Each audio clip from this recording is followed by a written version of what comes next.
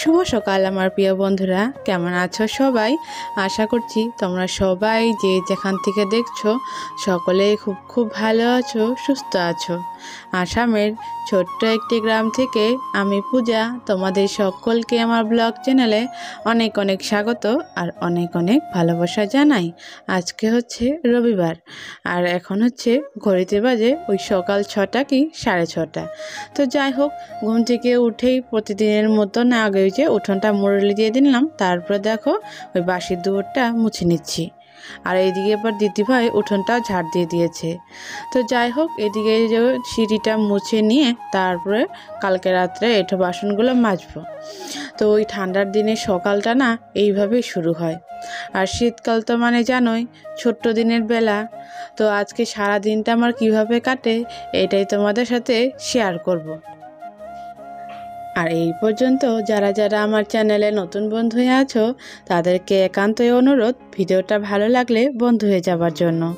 আর যারা যারা আগে থেকে বন্ধু হয়ে গেছো তাদেরকে অসংখ্য ধন্যবাদ আমার পাশে থাকার জন্য আর আমাকে এইভাবে সাপোর্ট করার জন্য। আর এই ভিডিওটা না 2 দিন আগেকারই, তো 2 দিন হলো ভিডিওটাই দিতে পারছি না, মানে খুবই শরীর খারাপ, তো ওই জন্য ভিডিও করা হয় না। একার সংসার, শরীর খারাপ নিয়েও কিন্তু সব কিছু করতে হয়, তো ওই ভিডিওটা না আর করিনি। তো যাই হোক, ওই 2 দিন আগেকার ভিডিওটা আজকে শেয়ার করে দিচ্ছি। তো দেখো এইদিকে কিন্তু আমার সিঁড়ি মোছা হয়েই গেল। আর আজকে দেখো একটু একটু রোদও উঠে গেছে। 2 দিন তো ভালোই মানে রোদ ছিল, আজকে যখন সকালবেলা উঠি তখন অনেকটাই কুয়াশা, তবে আস্তে আস্তে দেখো অনেকটা কিন্তু পরিষ্কার হয়ে গেছে। তো যাই হোক, এদিকে দেখো দুয়ার ঠোয়ার মুছে নিয়ে চলে এসেছি কলপারে ওই এঁঠো বাসনগুলো নিয়ে। তো আগে এখানে বসে মেজে নিচ্ছি। তো আজকে থেকে তো মেয়ের পরীক্ষা নেই, তো কালকে শেষ হয়ে গেছে। তো ওই যে কয়েকদিন ধরে বলছিল আলুর পরোটা খাবে, তো ওই যে পরীক্ষা দিতে যায় অত সকালে তো আর বানানো যায় না, তো ওই ভাতই বানাতাম, ভাতই খাওয়াই দিতাম। তো আজকে ভাবছি একটু পরোটাই বানিয়ে দিই, কারণ অনেক দিন ধরে বলছে। তো যাই হোক, এদিকে দেখো আমার ওই থালা বাসনগুলো মাজা হয়ে গেছে, আমি বসে বসেই ধুয়ে নিচ্ছি। জানো তো খুবই কোমরের যন্ত্রণা, ওই জন্য না মানে কল পাম্প দিতেও অসুবিধা হয়। তো এখন আবার কারেন্টও নেই, কারেন্ট থাকলে হয়তো ওই মোটর দিয়ে ধুয়ে দিতাম। তো যাই হোক, ওই যে বসে বসেই কল পাম্প দিয়ে ধুয়ে নিচ্ছি। তো এইদিকে দেখো রান্নাঘরে এসে কিন্তু আগে আলু সিদ্ধ করতে দিয়েছিলাম। তো আলু সিদ্ধটা হয়ে গেলে তারপরে এই যে তাওয়াটা বসিয়ে দিলাম ওই পরোটাগুলো ভাজার জন্য। আর আজকে আলু সিদ্ধটা একটু অন্যরকম করে মাখাচ্ছি। তো এখানে একটু ওই যে ভাজা জিরের গুঁড়ো, ধনের গুঁড়ো, কাঁচা পেঁয়াজ, কাঁচা লঙ্কা, ধনে পাতা, আর হচ্ছে ওই সসপ্যানে একটু মানে ওই তাওয়াতে একটুখানি তেল ছিল, ওই তেলটাও দিয়ে নিলাম, দিয়ে আলুটা এখন ভালো করে মাখবো। তো এমনিতে তো আলু পরোটা একদম সিম্পলভাবেই করা হয়, তো ভাবলাম অনেক দিন হলোই বানাই না, তো আজকে মোবাইল দেখেই বানাবো।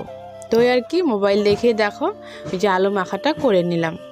আর এদিকে না আটার গুলিগুলো আগে থেকে করে নিয়েছি, বেশি ছিল না, ওই 4টের মতন গুলি ছিল, তো ওই 4টের মতনই বানাবো। তো দেখো একটুখানি বেলে নিয়ে তার মাঝখানে ওই আলুর যে পুরগুলো সেগুলো যে ভরে দিচ্ছি, ভরে দিয়ে মুখটা মুড়ে নিয়ে একটু উল্টে পাল্টে ওই যে বেলে নেব। বেলে নিয়ে এদিকে তো তাওয়াটাও বসিয়ে দিয়েছি, তাওয়াটাও কিন্তু ভালোই গরম হয়ে গেছে। আর পরোটাগুলো না এত ভালো হয়েছিল মানে কি বলবো, মানে আগেও তো বানিয়েছি, তবে এরকম করে কিন্তু আর বানাইনি। তো যাই হোক, এদিকে দেখো এক এক করে আমি ওই 4টে পরোটাই ভেজে নিলাম। আর কালকে রাত্রে একটুখানি তরকারি ছিল, সেটা দিয়ে কিন্তু আজকে সকালে জলখাবারটা করে নেব।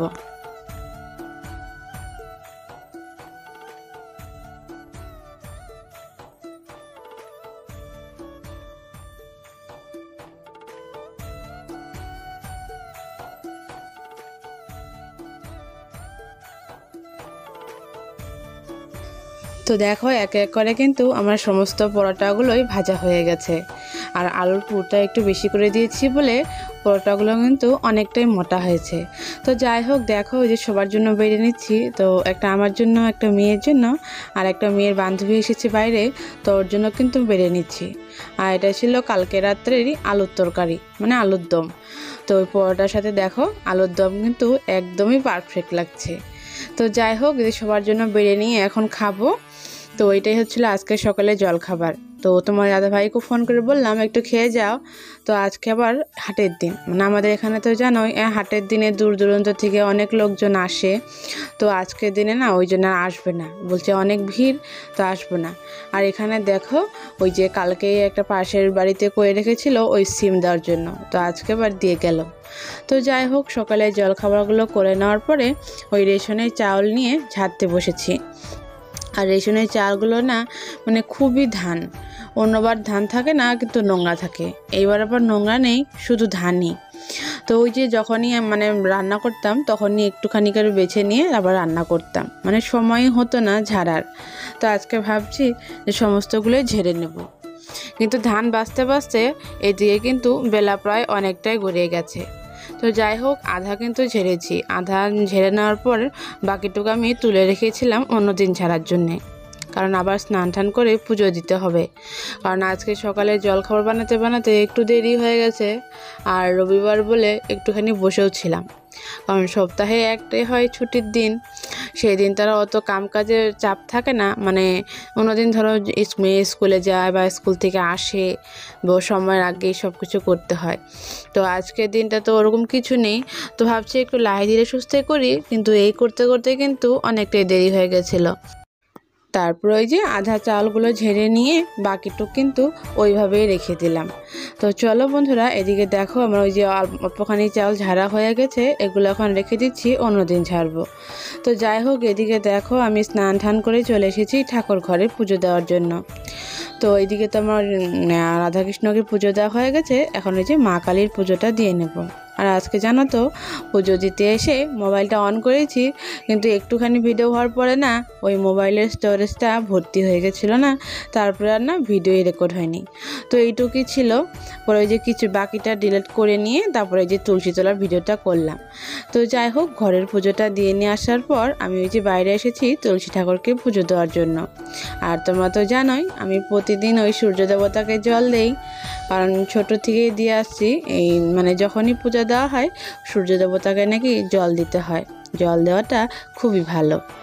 তো ওই যে পুজো টুজো দেওয়ার পরে চলে এসেছি কলের পাড়ে। তো আজকে না ওই হাটের দিন ওই দোকানে ভিড় ছিল বলে বাজার করতেও না অনেকটাই দেরি হয়ে গেছে। এখন কিন্তু ওই বেলা 12:30 নাগাদ বেজে গেছে, তা ওই যে বাজার পাঠায়নি।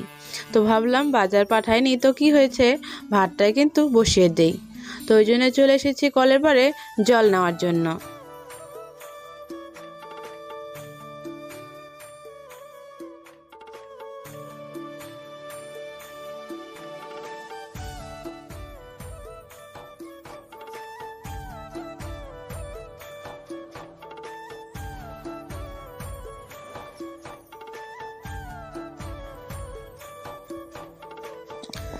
তো যাই হোক, জল ঠল নিয়ে দেখো ভাত বসিয়ে দিয়েছি, ভাত বসিয়ে দেওয়ার পর চলে যাচ্ছি আরও কলের পাড়ে।